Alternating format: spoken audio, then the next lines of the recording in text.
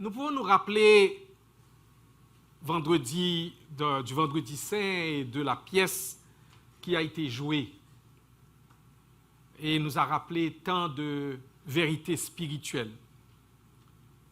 Et l'une des scènes de la pièce jouée, dans l'une des pièces, il s'agit de la marche de Jésus avec les 2 disciples d'Emmaüs. Jésus leur a raconté tout ce qui le concernait, en commençant par Moïse et les prophètes. Cela veut dire que Jésus leur a montré qu'il est présent de Genèse 1, verset 1, jusqu'à Malachie 3, le dernier verset. Parce que c'était ça qui constituait la Bible des Juifs du temps de Jésus. Le livre duquel nous tirons l'affirmation qui fait l'objet de notre méditation du jour est celui que les commentateurs de la Bible considèrent comme étant le premier livre de la Bible parce qu'il est du temps des patriarches. Il s'agit du livre de Job. Je vous invite à ouvrir votre Bible, s'il vous plaît, en Job, chapitre 19. Job, chapitre 19, versets 23 à 27. Job 19, versets 23 à 27. Je lis pour vous dans la Bible version second. « Oh, je voudrais que mes paroles fussent écrites, qu'elles fussent écrites dans un livre. Je voudrais qu'avec un buret de fer et avec du plomb, elles fussent pour toujours gravées dans le roc. Mais je sais que mon Rédempteur est vivant et qu'il se lèvera le dernier sur la terre. Quand ma peau sera détruite, il se lèvera. Quand je n'aurai plus de chair, je verrai Dieu. » Pouvez-vous lire avec moi, s'il vous plaît, les versets 25 et 26, 25 à 27. Lisons-le ensemble. « Mais je sais que mon Rédempteur est vivant et qu'il se lèvera le dernier sur la terre. Quand ma peau sera détruite, il se lèvera. Quand je n'aurai plus de chair, je verrai Dieu. Je le verrai, il me sera favorable. Mon âme languit d'attente au-dedans de moi. » Parole du Seigneur. Père, bénis ta parole et communique-nous en ce moment un message que nous n'oublierons pas. Un message qui fera son œuvre en nous et qui produira des effets éternels. Fais-le pour la gloire de Jésus, ton Fils bien-aimé, notre Seigneur et Sauveur. Amen. Mes frères et sœurs, pour bien situer cette déclaration de foi de Job, il nous faut vous parler un peu de qui il était, de ce qui lui est arrivé et du contexte spécifique dans lequel nous trouvons cette affirmation de foi, cette déclaration de foi. Qui était Job? Très brièvement, nous trouvons dans la Bible l'histoire d'un homme qui s'appelait Job, qui a vécu au temps des patriarches comme Abraham, Isaac et Jacob. Il était un homme pieux, un homme qui avait un saint respect pour Dieu, sainte crainte qui se manifestait par une conscience que Dieu est saint et que le péché devant lui doit être confessé et couvert par le sang des sacrifices.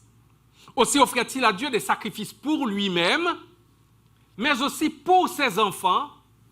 Après qu'ils aient eu leur pacté, il a présenté des sacrifices au cas où ils auraient péché. Au cas où ils auraient péché. Cet homme était béni matériellement par Dieu, et ce qui était alors un signe que réellement la personne avait la faveur de Dieu. Il menait une vie heureuse et prospère. Mais étant dans ce monde déchu, les choses, il n'y a pas de ciel sans nuages. Il n'y a pas de ciel sans nuages. Et même sans des pluies, des averses et quelquefois même sans des ouragans. Satan, l'adversaire de Dieu et de ses créatures, a insinué que la foi et la dévotion de Job ne venaient pas de l'amour, d'un amour désintéressé, d'un amour sincère et profond pour Dieu. Mais bien plutôt, Job servait Dieu, adorait Dieu, parce que Dieu lui avait donné des possessions matérielles, des enfants, la santé, etc. Dieu a alors permis à Satan de tester la foi de Job en lui retirant toutes ses richesses, tous ses enfants et sa santé. Il n'a pas dit à Dieu ce qu'il allait faire, mais Dieu lui a permis. Et nous devons comprendre que Satan n'a pas toute puissance. Il est limité. C'est Dieu seul qui est souverain. Il n'y a pas de souverain dans cet univers. Dieu seul est souverain. Et le pouvoir même de son adversaire, le diable, est limité. Il ne peut rien faire sans sa permission. Et nous nous rappelons de ce qu'il avait dit à Pierre. Satan t'a réclamé pour te cribler comme du froment. Pourquoi Satan réclame? Parce que Satan n'a pas tout pouvoir. Satan n'est pas souverain. Il n'est pas souverain. Malgré toutes les épreuves que Job a traversées, Job a refusé de maudire Dieu et a continué à lui faire confiance. Ses amis, cependant, ont insisté pour dire que les malheurs de Job étaient le résultat de ses péchés. Mais Job a maintenu son innocence. Non point que Job pensait qu'il n'avait pas de péché du tout, mais il n'avait pas la conscience d'avoir gardé en son cœur des péchés non confessés, non couverts par les sacrifices offerts comme expression de sa repentance et de son désaveu du péché. Et Dieu a donné de lui un des plus élogieux compliments qu'un homme puisse recevoir de Dieu en Job chapitre 1. Malgré toutes les épreuves qu'il a traversées, eh bien Job est resté fort dans sa foi. Dieu a finalement répondu à Job et à ses amis en leur rappelant la grandeur de sa création et en soulignant sa sagesse et sa puissance. Job a posé des questions, Dieu a posé des questions à Job. Et Job n'a pu que reconnaître sa folie. Il dit, mes oreilles avaient entendu parler de toi, mais maintenant mon œil t'a vu. Pourquoi parler aujourd'hui de ce sujet dans un contexte post-pascal où d'habitude on se concentre sur les apparitions de Jésus, sur ses interactions avec ses disciples au cours des 40 jours qui ont suivi sa résurrection, avec la conviction que l'Esprit de Dieu m'a donné, je le fais pour deux raisons. Premièrement, ce texte nous aide à faire ce que l'apôtre Paul nous exhorte à faire en 2 Corinthiens 13, verset 5. Éprouvez-vous vous-même pour savoir si vous êtes dans la foi. Examinez-vous vous-même. Ne reconnaissez-vous pas en vous-même que Jésus est en vous? À moins peut-être que vous ne soyez réprouvés. Notez la répétition de vous-même. Vous-même. Vous-même. Chacun de nous est donc concerné. Il est bien nécessaire qu'après avoir chanté la gloire de Jésus ressuscité, que nous puissions nous examiner nous-mêmes pour dire, est-ce une réalité pour moi?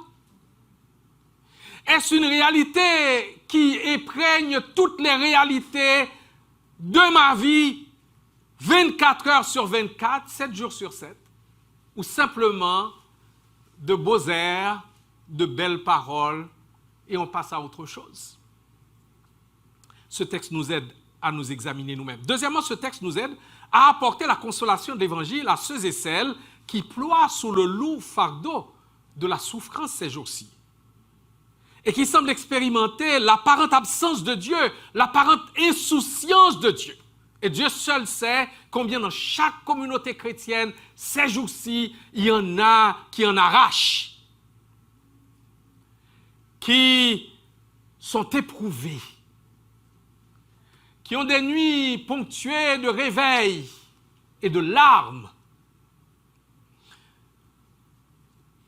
qui ont des journées marquées par l'angoisse et l'anxiété. Nous parlons de ceux et celles qui ouvertement ou secrètement ont le sentiment que Dieu est contre eux. Le sentiment que Dieu se cache. Le sentiment que la foi par moments paraît vaine. Le sentiment que la prière paraît quelquefois à nos cœurs inutile. Le sentiment d'une écrasante impuissance face aux décisions du Dieu souverain. Et le sentiment même d'avoir besoin d'un arbitre pour se mettre entre Dieu et nous. Mes frères et sœurs, quand nous passons par ce par quoi Job est passé, et Warren Wiersbe a dit, il croit qu'après Jésus, Job est l'homme et le croyant qui a le plus souffert. Nous sommes loin de pouvoir nous comparer à Job, mais dans nos souffrances ne sont pas moins réelles et ne font pas moins mal. D'abord, ce que Job a vécu, en un jour, il a perdu toutes ses possessions. Il a perdu ses 10 enfants. Il a perdu tous ses biens matériels.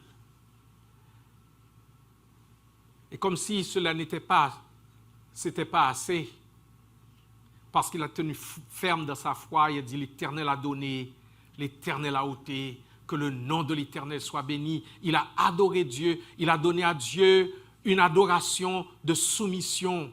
Il a montré qu'il n'était pas quelqu'un qui adorait Dieu simplement parce que Dieu lui avait donné des chevaux, Dieu lui avait donné des vaches, Dieu lui avait donné des brebis, Dieu lui avait donné des chameaux, Dieu lui avait donné des enfants, mais il a adoré Dieu quand il a tout perdu.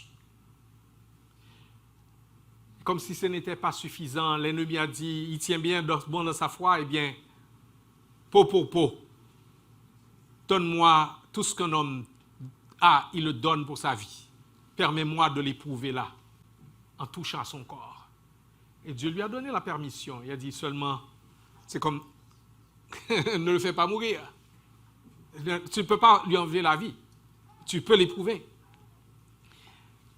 Et l'ennemi a jeté sur Job la maladie de la tête jusqu'aux pieds. Cet homme devait faire pitié. Au chapitre 1 et 2, Job tient ferme de sa foi. Et il va tenir ferme de sa foi jusqu'à la fin. Mais vous savez, nous sommes des êtres faits de poussière, des êtres faibles. Relisez le chapitre 3. Job maudit le jour de sa naissance. Il dit, il aurait été mieux pour moi de n'être pas né. Ne pensez pas que parce que vous êtes chrétien, vous êtes disciple de Jésus-Christ, il n'y aura pas des moments de défaillance comme ça. Avant vous, il y a des... Job l'a vécu. Élie a vécu. David a vécu. Jérémie a vécu tout cela. Il y aura des jours de larmes, des jours de détresse, des saisons difficiles où les larmes vont être là le jour, la nuit. Il y aura des moments où vous allez poser des questions à Dieu pour dire, Dieu, où es-tu? Que fais-tu? M'aurais-tu abandonné? Vous allez avoir le sentiment que Dieu est contre vous, tout comme Job l'a exprimé. En Job, vous avez le texte devant vous? Vous avez le Job 19. D'abord, je vais aller à Job 10. Job 10, versets 16 et 17. Job 10, versets 16 et 17. Il a l'impression que Dieu est contre lui. Et si j'ose lever la tête, tu me poursuis comme un lion. Tu me frappes encore par des prodiges. Tu m'opposes de nouveaux témoins. Tu multiplies tes fureurs contre moi. Tu m'assailles d'une succession de calamités. Est-ce qu'il y a quelqu'un qui peut dire, oui, il semble que c'est mon cas? Tu m'accables d'une succession de calamités. Job 6, verset 4. Job 6, verset 4. Job dit, les flèches du Tout-Puissant m'ont percé et mon âme en suce le venin. Les terreurs de Dieu se rangent en bataille contre moi. Avez-vous aussi eu cette impression? Job 7, verset 12. Job 7, verset 12. Job 7, verset 12. Suis-je une mer ou un monstre marin pour que tu établisses des gardes autour de moi? Il a l'impression qu'il est environné, qu'il est cerné.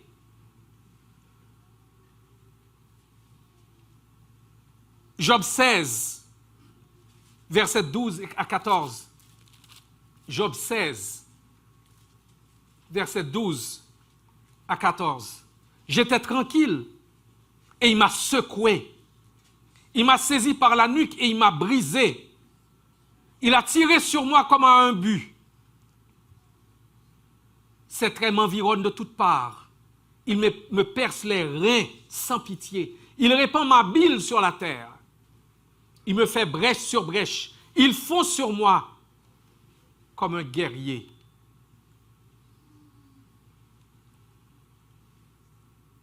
Job 19, verset 8. Job 19, verset 8.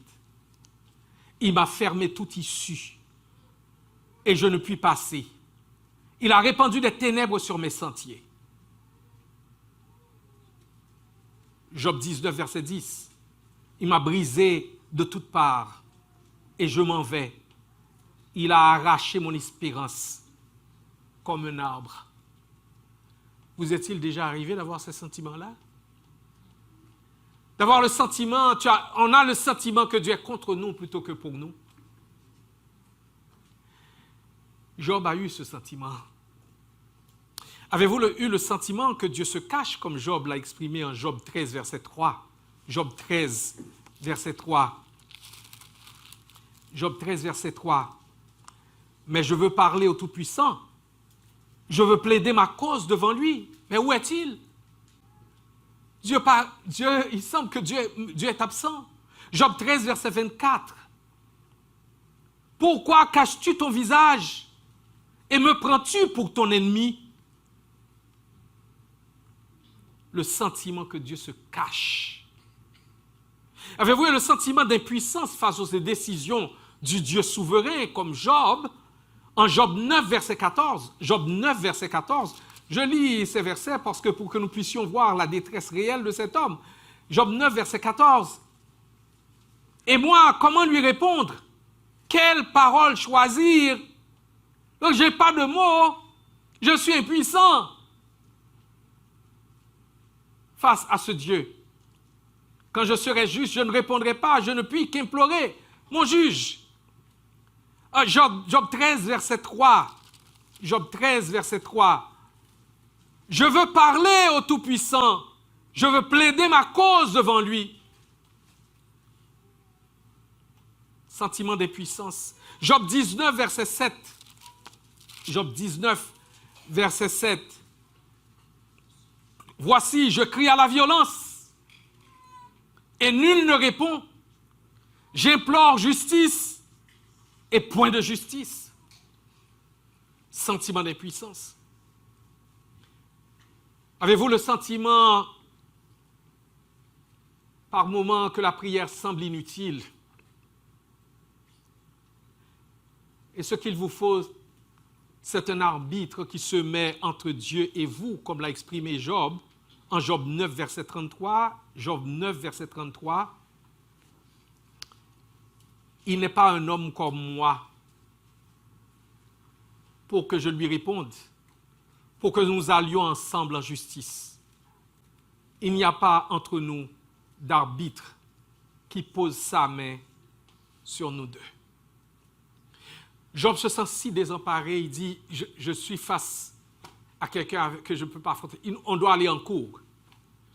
Et il doit y avoir quelqu'un qui se met entre moi et Dieu. Je veux tout de suite vous dire que dans les profondeurs de nos détresses, il ne faut jamais que nous nous mettions à écouter nos émotions et nos sentiments.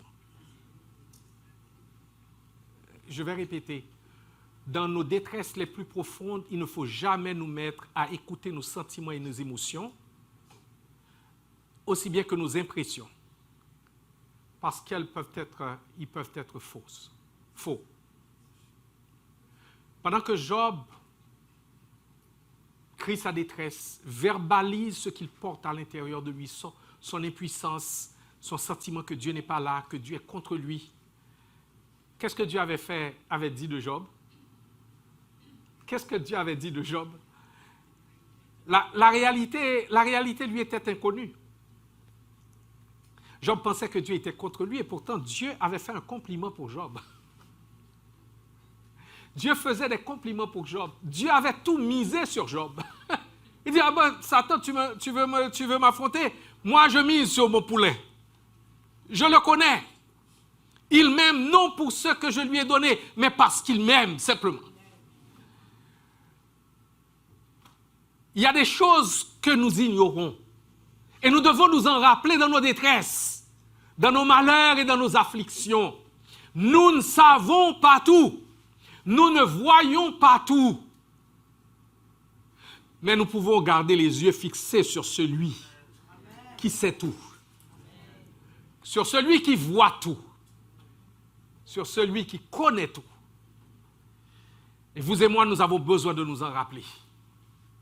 Parce que lorsque nos émotions et nos sentiments parlent fort, lorsque nos impressions nous envahissent, eh bien nous pouvons arriver à des conclusions qui sont tout à fait fausses, qui ne correspondent pas à la réalité.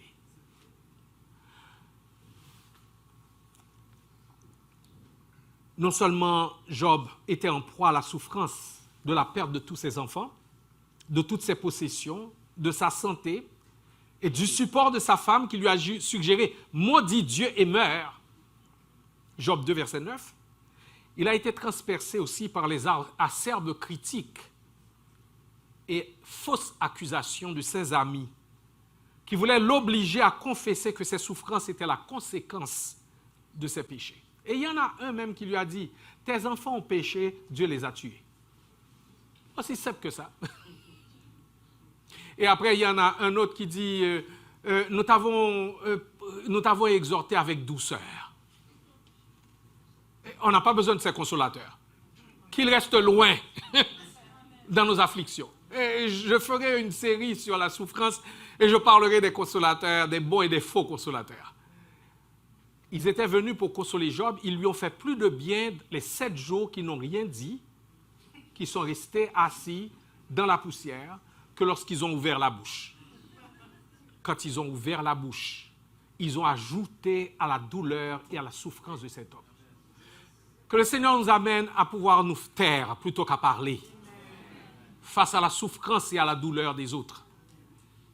Parce que nous pouvons être cruels dans nos commentaires, dans nos fausses conclusions et dans nos critiques acerbes.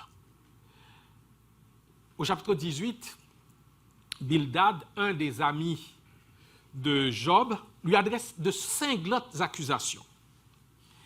Il insinue que Job a commis un péché secret qui justifie ses souffrances et suggère que sa colère et sa révolte détruisent la terre. Job 18, versets 3 et 4. Et Bildad affirme que Job est victime de la justice divine et que ses propres actions l'ont conduit à sa propre ruine. Job 18, versets 6 à 9. Bildad prétend que Job est méchant et que sa punition est inévitable, affirmant que les cieux et la terre révéleront sa culpabilité. Job 18, versets 12 à 14. Toutes ces accusations étaient fausses, comme le livre de Job le démontre par la suite. Job était en réalité un homme juste et intègre, qui a subi des épreuves sans comprendre pourquoi. Au milieu de ses souffrances, Job va faire une affirmation de foi que vous et moi avons tout intérêt à graver en lettres d'or sur notre cœur. Parce qu'essentiellement, elle marque une différence très nette entre la personne qui a une foi, qui a une relation commerciale, qui a une relation transactionnelle avec Dieu. C'est ce que Satan avait insinué. Job a avec toi une foi, une relation transactionnelle, une relation commerciale. Tu lui donnes, il te donne. Mais arrête de lui donner et tu vas voir.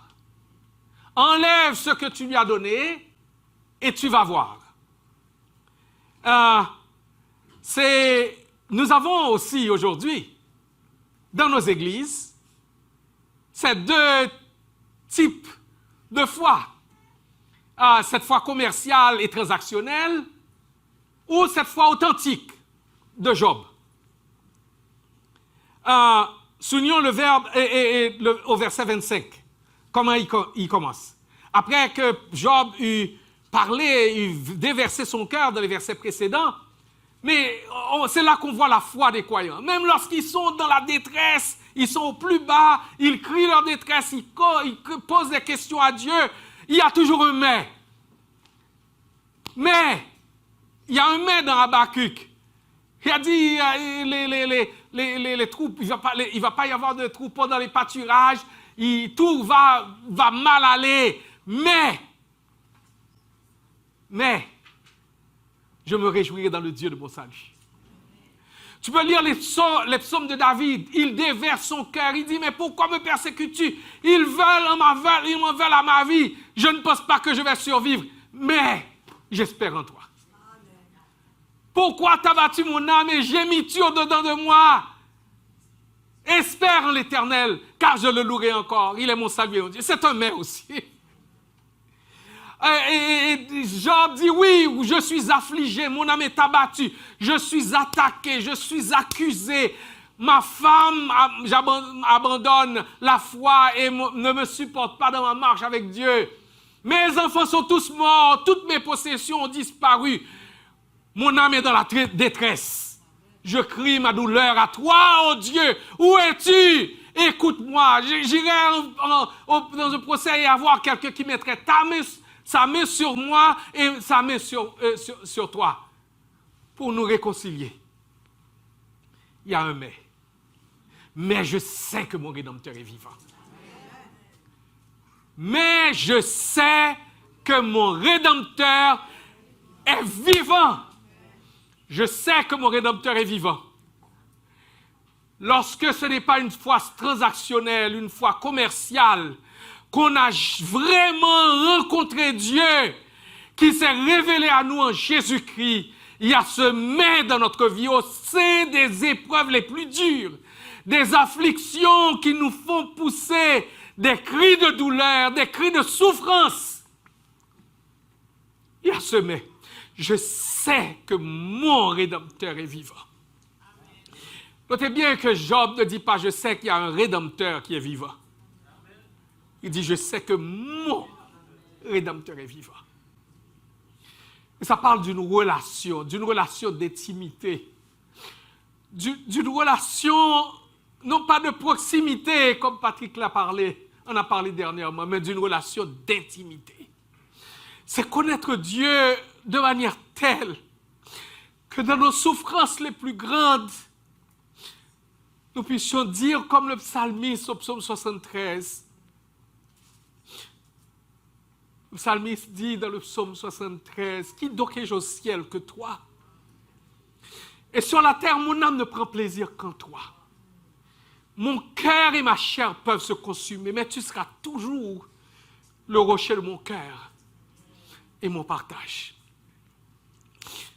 Ça, c'est la foi. La foi avec F majuscule. La foi dans un Dieu qu'on connaît qui nous a créés, qui nous a rachetés. Je sais. Et le verbe savoir, c'est un verbe qui parle non pas d'un savoir superficiel, mais d'un savoir profond, d'un savoir de persuasion. Comme lorsqu'on peut dire, je suis persuadé. Je suis persuadé que mon Rédempteur est vivant. Et je vais souligner 3 choses que nous trouvons dans ce verset. Je sais que j'ai un Rédempteur vivant. Je sais que j'ai un Rédempteur vivant. Dans la réalité hébraïque, le mot Goël, qui est traduit par Rédempteur, un Goël était une personne liée à vous par une alliance. Généralement un parent dont la vocation était de vous défendre lorsque vous étiez lésé. Si vous étiez assassiné, il veillait à ce que votre meurtrier soit puni. Nombre 35, versets 16 à 28. Si votre part de la terre promise était menacée, il protégeait cette part-là. Nous trouvons ça en Lévitique 25, versets 25 à 28, Jérémie 32, versets 6 à 11. Et si votre veuve était sans enfant, le Goël, le Rédempteur, il lui donnait un enfant. Et c'était le cas pour Boaz avec Ruth, parce que Ruth avait perdu son mari et Boaz était le Goël. Et c'est lui qui avait le pouvoir de rachat. Eh bien, il s'est marié avec Ruth et a suscité une postérité à Ruth. C'était le rôle que Dieu jouait aussi dans la vie de son peuple. Aussi, c'est lui qui défendait son peuple. C'est lui qui protégeait son peuple. C'est lui qui rachetait son peuple. Et ce Rédempteur était vivant. Capable de se mettre debout comme un égal pour défendre la personne qui était lésée. Et Job fait appel à ce Goël, à ce Rédempteur. C'est l'une des raisons pour lesquelles le livre de Job, comme tout l'Ancien Testament, n'a finalement aucun sens sans le Christ. Et Dieu le Père qui forme une trinité avec le Saint-Esprit. Les souffrances de Job sont un type et une préfiguration des souffrances de Christ, en qui Dieu est pour nous. Mon frère, ma sœur, Dieu n'est pas contre toi, Dieu est pour toi. Il y a un des chants que nous avons l'habitude de chanter. Tu es pour moi, pas contre moi. Dieu est pour nous en Jésus-Christ. C'est ce qu'a fait dire au réformateur Martin Luther. Dieu nous a aimés alors qu'il nous haïssait. Il haïssait nos péchés. Mais il nous a aimés. En tant qu'être humain sauvé, nous sommes à la fois justifiés et pécheurs. Et Dieu est à la fois juge et rédempteur. Justifié et pécheur. Et Dieu est juge et rédempteur. Je sais que j'ai un rédempteur vivant. Et il s'est ultimement manifesté dans la personne de Jésus. Il s'est ultimement manifesté dans la personne de Jésus. C'est cet arbitre, cet intermédiaire que Job soupirait d'avoir. Il s'est révélé en Jésus. Parce que Jésus était à la fois Dieu, donc il était du côté du Père, mais il était aussi homme, il était du côté de l'homme. Et il est celui qui pouvait prendre la main de l'homme pour la mettre dans la main de Dieu, pour les réconcilier. Je sais que j'ai un Rédempteur vivant. Est-ce que c'est la réalité que nous sommes en train de vivre au quotidien?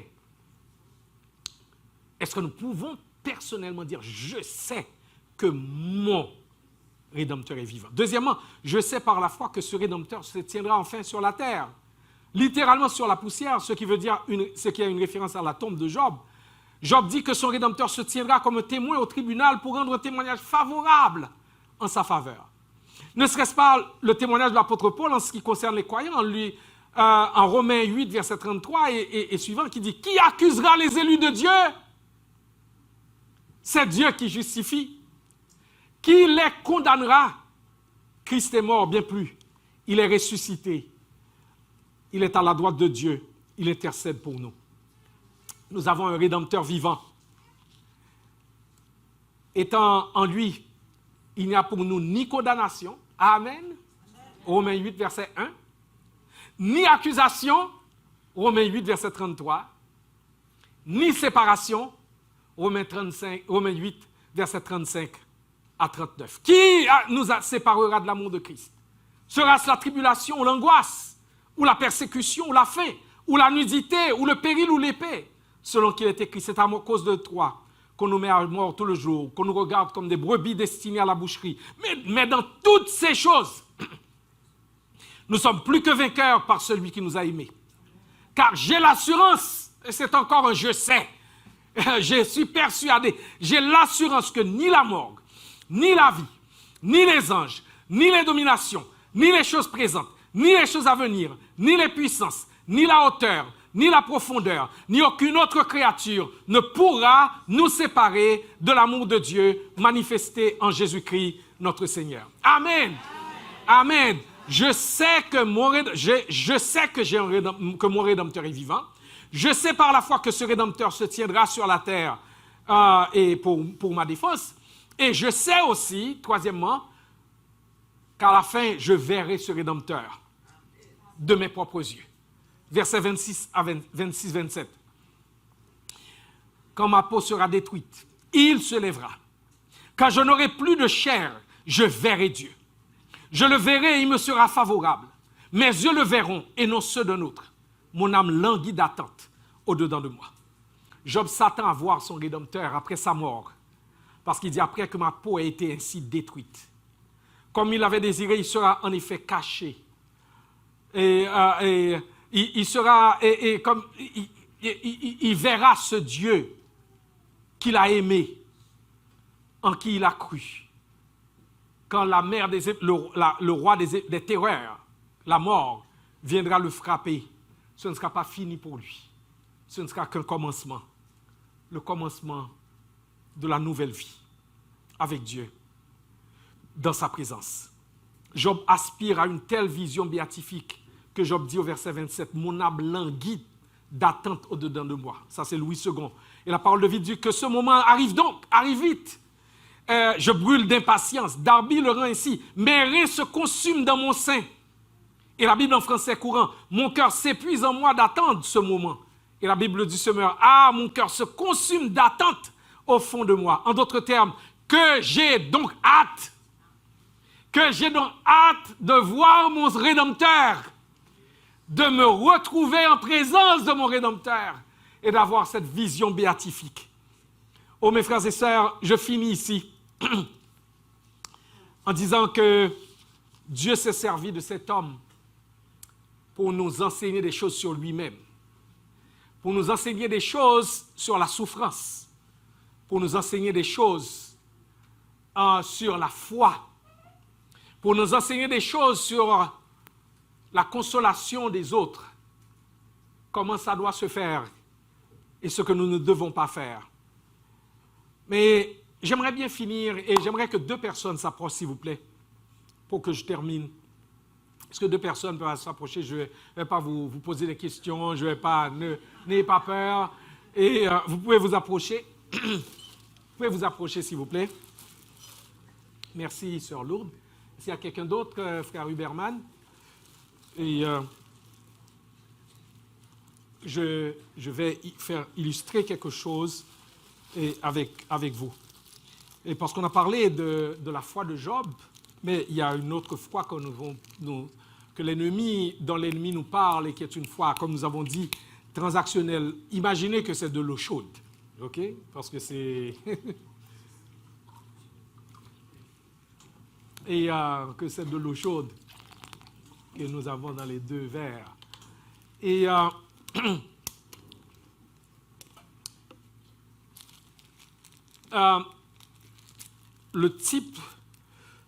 2 types de personnes que nous trouvons dans nos églises.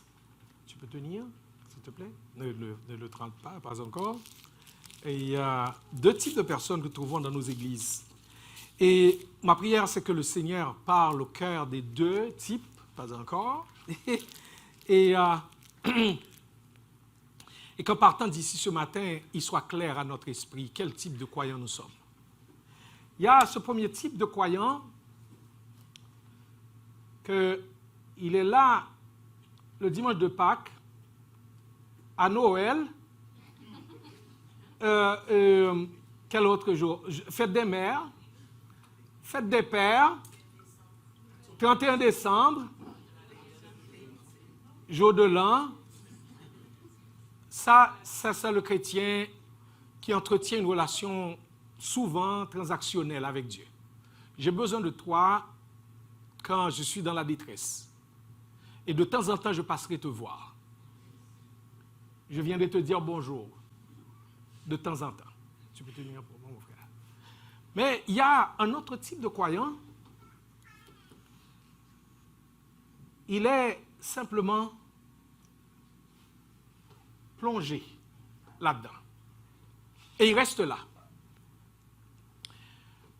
Lequel de ces deux thés auriez-vous aimé avoir? Celui-là? Eh bien, celui-là, n'est-ce pas? S'il y a quelque chose qui va goûter, c'est ça. Ce n'est pas occasionnellement une petite trempette, mais s'immerger, rester dedans. Et c'est ce que la vie du croyant qui a la foi de Job doit être. Une vie qui demeure en Dieu, en Jésus-Christ. Et non pas une vie qui est faite d'une piété circonstancielle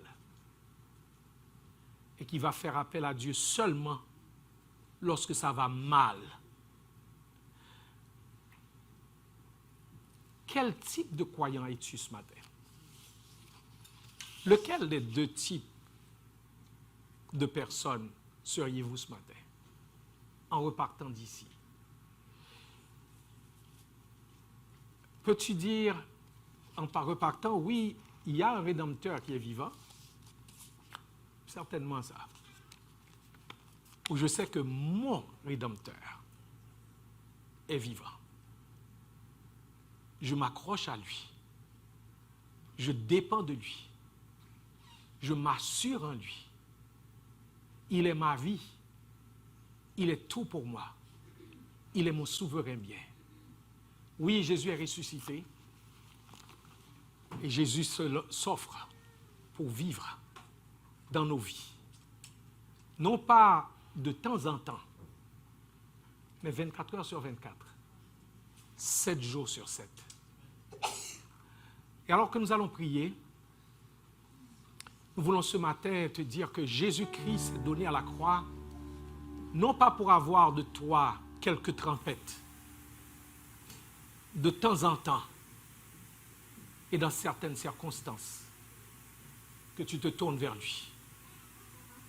Mais à cause de ce qu'il a fait à la croix, en se donnant un sacrifice pour toi, en donnant tout son sang, toute sa vie pour toi, il veut avoir tout de toi. Et il veut demeurer en toi et il veut que tu demeures en lui. Alors que nous baissons la tête pour prier, je veux ce matin demander, est-ce qu'il y a quelqu'un qui a compris ce que Dieu lui a dit, qui dit aujourd'hui c'est mon jour, je passe de la foi transactionnelle à une foi authentique. Jésus, j'ai besoin de toi dans ma vie et je veux commencer à dire aujourd'hui, tu es mon Rédempteur. Tu es mon Seigneur. Si c'est bien là ta décision, et certainement nous allons le voir parce qu'on reconnaît un arbre par ses fruits, nous allons le voir dans les semaines à venir.